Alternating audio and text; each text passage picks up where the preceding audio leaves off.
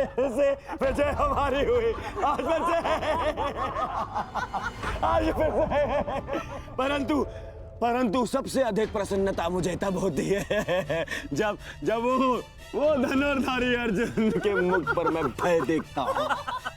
केवल 2 अक्षुणी सेना शेष बची है उन पांडवों के पास, और शीघ्र ही वो 2 अक्षुणी सेना भी समाप्त हो जाएगी। अंत हो जाएगा उनकी सेना का और उन पांडवों का। अवश्य अंत होगा, नाश होगा, क्यों नहीं होगा? परंतु खेद है अंगराज, आप इस युद्ध में लड़ नहीं पाएंगे, क्योंकि महामहिम जिस वेग से पांडवों की सेना को नष्ट कर रहे हैं, उससे तो ऐसा प्रतीत होता है कि ये युद्ध कल ही समाप्त हो जाएगा। गांधार नरेश, युद्ध अभी तक समाप्त नहीं हुआ है। मैंने आप सबसे पहले भी कहा था कि विजय से पूर्व उत्सव मनाना उचित नहीं है।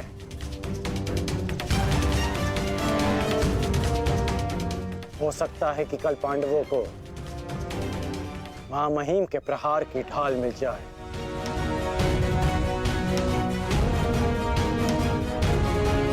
इस युद्ध में कुछ भी संभव है।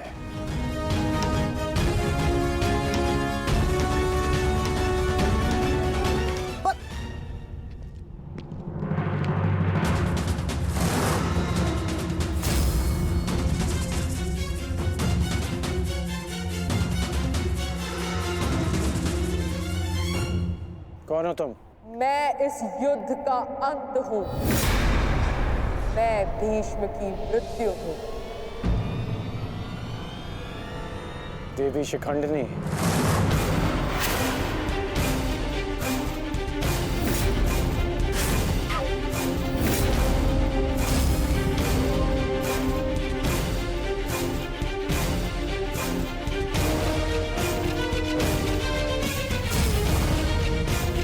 देवी नहीं देव, स्त्री नहीं पुरुष, शिखंडिनी नहीं।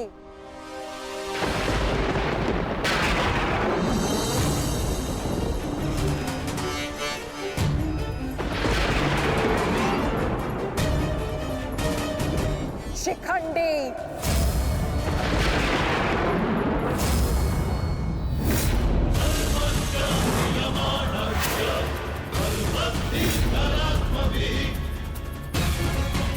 ये मैं हूँ, और कल मेरे उस वचन की पूर्ति होगी जो मैंने पांचाल युद्ध में तुम्हें दिया था अंगराज।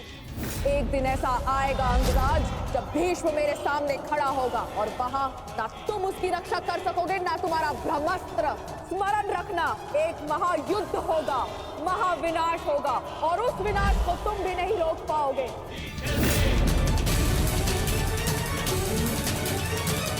बधाई हो, कल से तुम इस युद्ध में प्रवेश करोगे। कल कुरुक्षेत्र एक योद्धा को विदा करेगा और दूसरे योद्धा का स्वागत।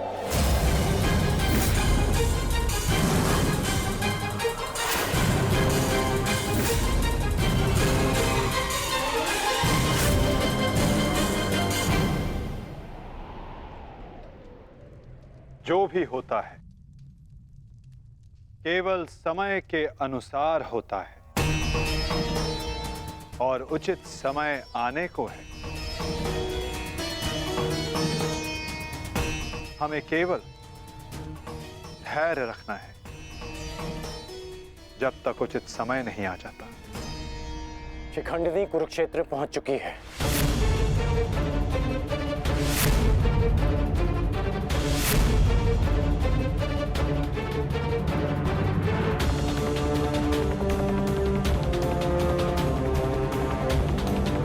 शिखंडिनी के आगमन में आपकी संभावित मृत्यु छिपी है, फिर भी आप मुस्कुरा रहे हैं।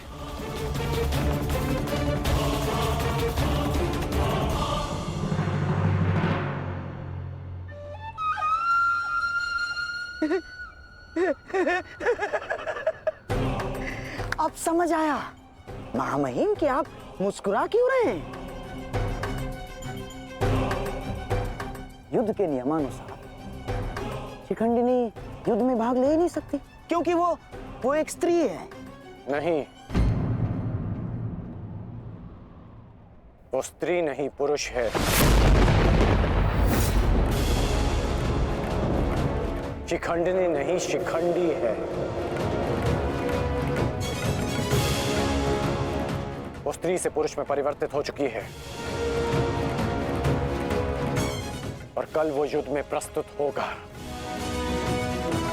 और उसका एक ही उद्देश्य है, मां महिम का वध।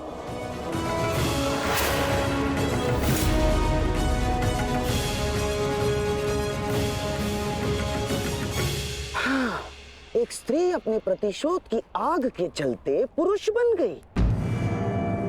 अद्भुत। भला यह कैसे संभव हुआ?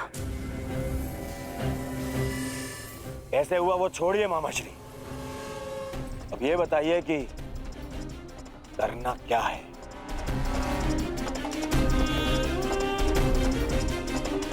चिंता ना करो मेरे होने वाले सम्राट।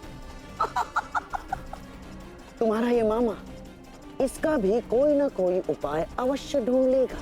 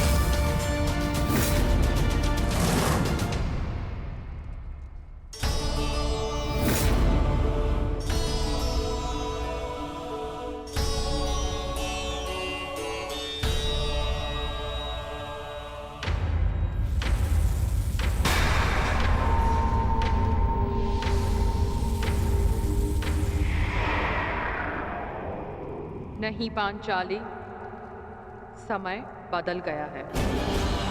तुम्हारे समक्ष शिखंडिनी नहीं, शिखंडी है। एक पुरुष, एक पुरुष, एक पुरुष।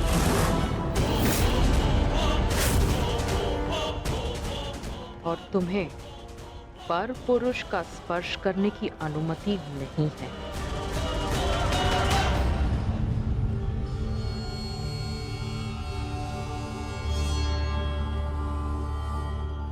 जब हमें सबसे अधिक आपकी आवश्यकता है, आप हमारे समक्ष प्रस्तुत हैं।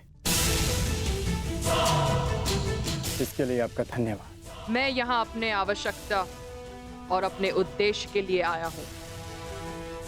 आवश्यकता मुझे आप सबकी पड़ेगी,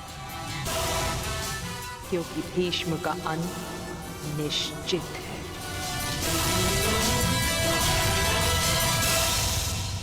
ये मेरा वचन है, हम आपका पूर्ण रूप से समर्थन करेंगे, फिर चाहे कुछ भी हो जाए।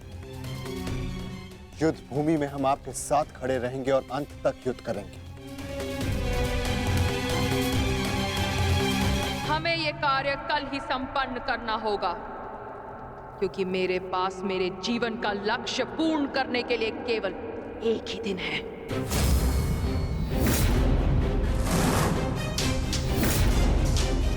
केवल एक दिन? परंतु क्यों? तुम्हारी समस्या ये है कि तुम एक स्त्री हो, जिस कारण तुम भीष्म से द्वंद्व नहीं कर सकती। मैं तुम्हें पुरुष बनने का वरदान देता हूं, ताकि तुम भीष्म को परास्त कर सको। किंतु स्मरण रहे कि ये वरदान केवल 8 प्रहर अर्थात एक दिन के लिए रहेगा। हमारे शत्रुओं को इसका भान नहीं होना चाहिए कि शिखंडिनी केवल एक दिन के लिए पुरुष है।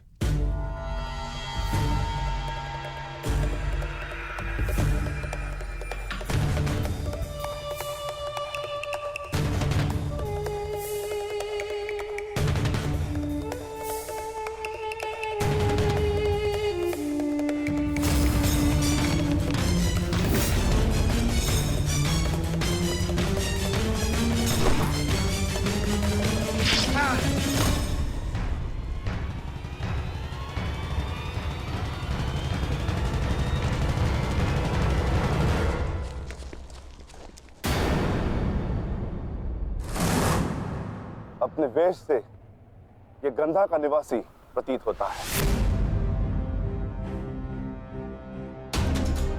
अर्थात ये मामा शकुनी का गुप्तचर था। सौभाग्य ये कि यहां से जीवित नहीं जा सका। किंतु इस गुप्तचर का संदेश शत्रु तक पहुंच चुका है पार्थ।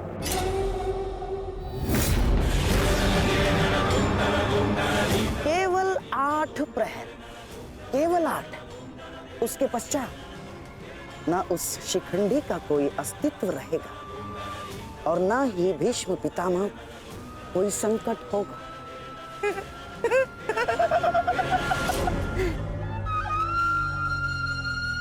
क्या होगा यदि तुम्हारे पितामह कल युद्ध भूमि में प्रस्तुत ही ना हो तो?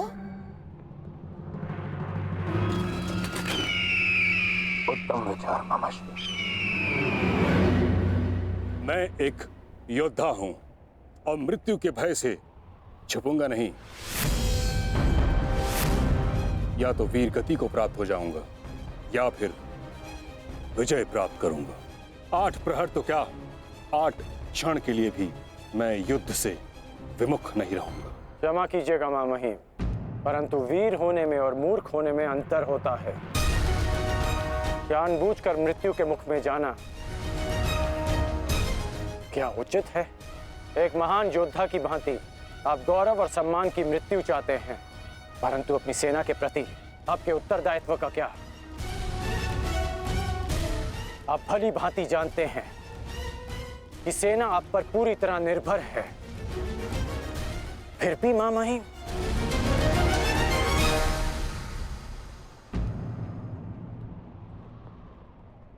अंगराज ठीक कह रहे हैं पितामह।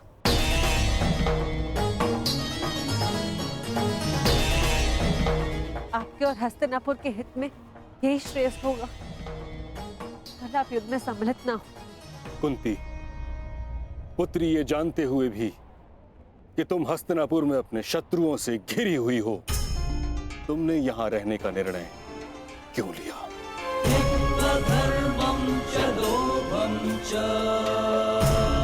क्योंकि हम सब कर्तव्यबद्ध हैं। मैं भी अपने कर्तव्य का पालन कर रहा हूं। यह मेरा अंतिम निर्णय है और मुझे ऐसा करने से कोई नहीं रोक सकता।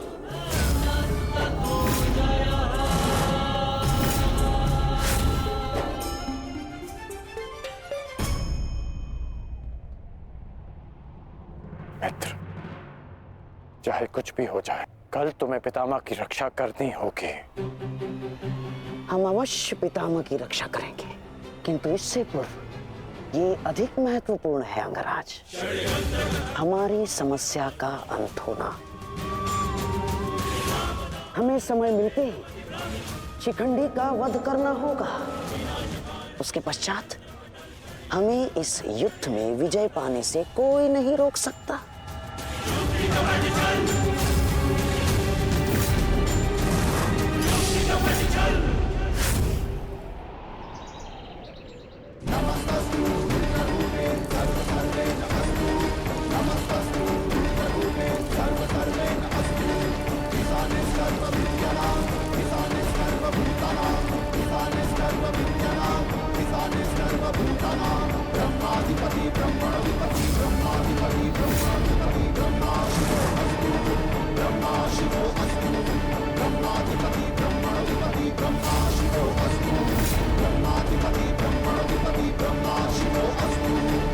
मामहीम, गंगापुत्र, आप ऐसा क्यों कर रहे हैं? मैं केवल अपने धर्म का पालन कर रहा हूं। मैंने सदैव यही किया है। युद्ध भूमि में पूर्ण सहयोग दूंगा और यदि इस युद्ध भूमि में मेरा अंत हो गया तो मुझे इस बात का गर्व होगा कि एक योद्धा का अंत रणभूमि में होगा।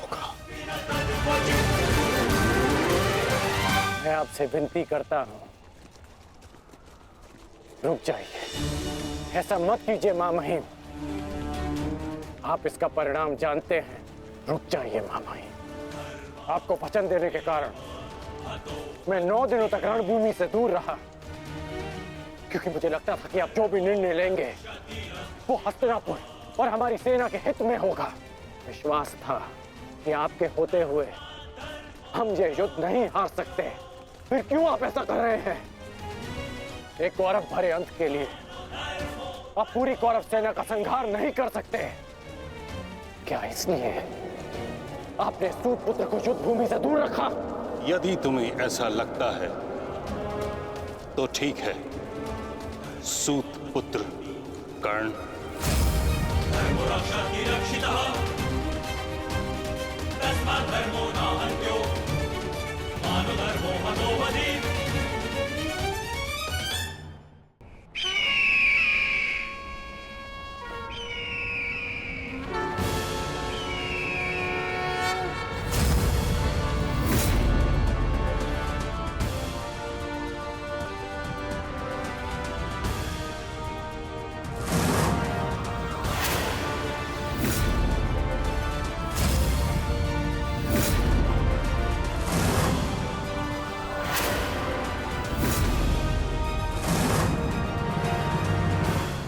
दुर्योधन, स्मरण रहे, आज हमारा केवल एक ही उद्देश्य है, महामहिम की रक्षा, और उसके लिए आवश्यक है शिखंडी का अंत।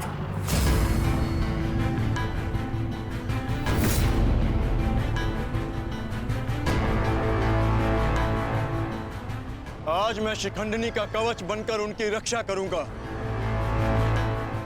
चाहे कुछ भी हो जाए, हमें शिखंडिनी को पितामह तक पहुंचाना ही होगा। स्मरण रखना पार्थ, किसी के जीवन का उद्देश्य पूर्ण करने में उसकी सहायता करने से अधिक पुण्य और आनंद किसी और कार्य में नहीं आता। और मुझे पूर्ण विश्वास है कि तुम पूर्ण रूप से अपना कार्य पूरा करोगे पार्थ।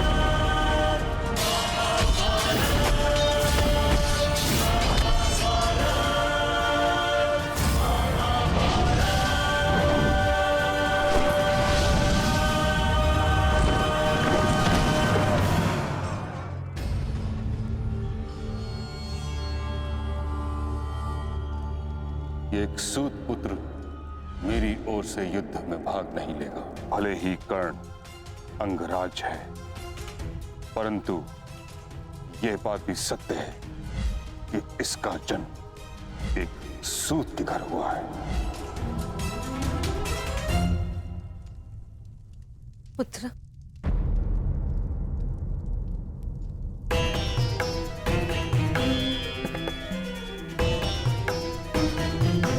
तुम यहाँ अंदर क्यों बैठे हो? क्योंकि अभी भी मैं महामहिम के आदेश का पालन कर रहा हूं। एक सूत पुत्र होने का मूल्य चुका रहा हूं।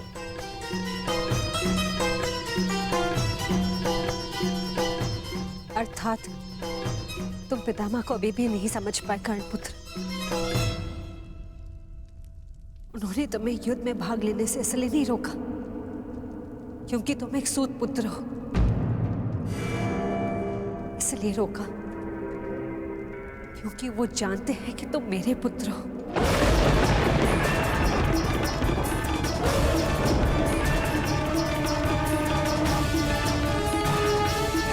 एक भाई एक दूसरे से द्वंद्व ना करें, एक दूसरे का रक्त ना बहे, इसलिए उन्होंने तुम्हें यही रहने का आदेश दिया।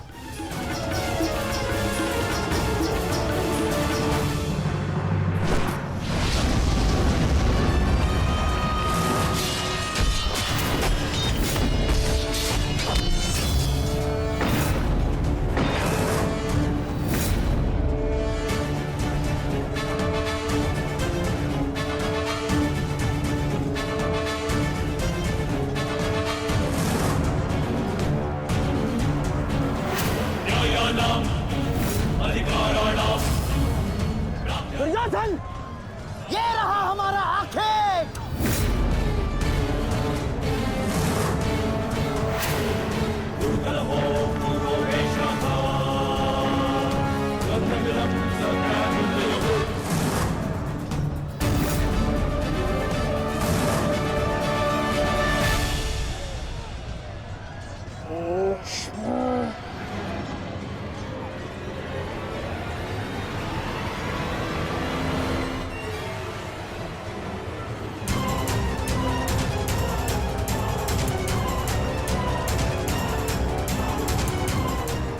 शिखंडी,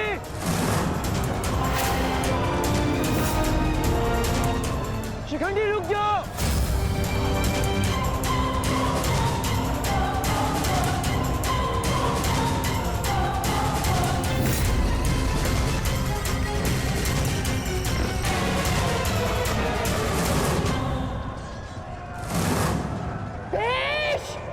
तुम्हारा समय पूर्ण